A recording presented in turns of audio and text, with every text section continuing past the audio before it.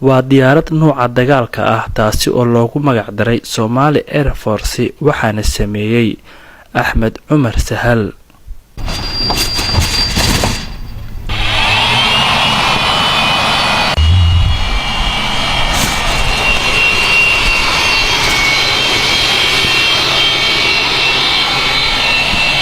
diyaaradan oo lagu soo bandhigay Cadaado ayaa dherer ahaan 3 mitir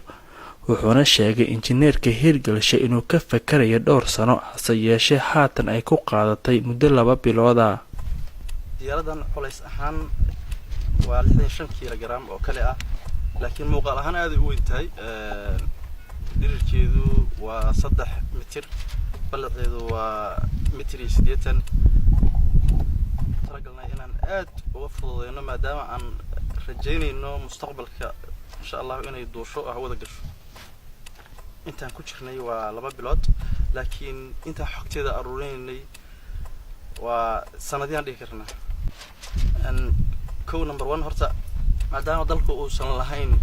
diyaarado uu sameeyay ama balkan la yiraahdo farsamooyin casri ah oo tiknoolajiyada horumartay ah ayaa waxa igu dhaliyay number 1 horta inaan isku dayo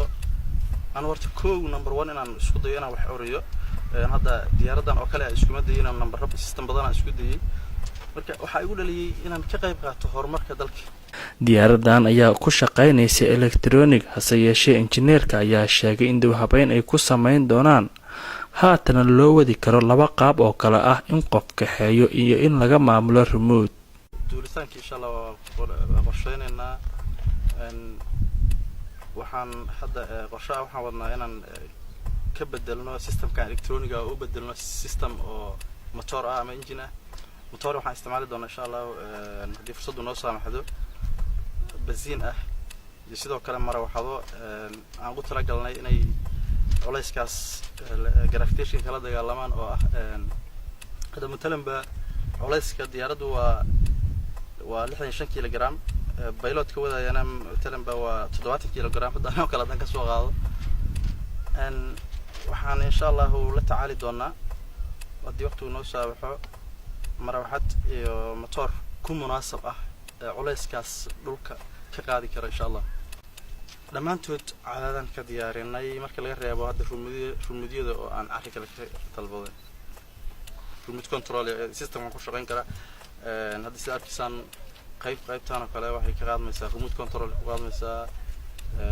sidoo kale hadii loo baahdo remote control lagu wadi karaa hadda sidoo pilot la'aana.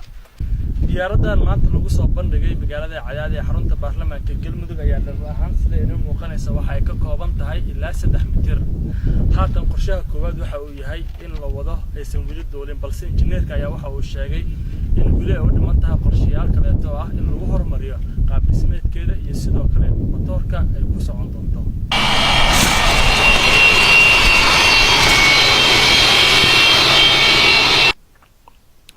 Axmed Cumar Sahal ayaa sheegay in rajo wanaagsan uu ka qabo in diyaaradda uu dooliyo ugu dambeyn marka uu gaarano guushiisa uu u hibeyn doono diyaaradda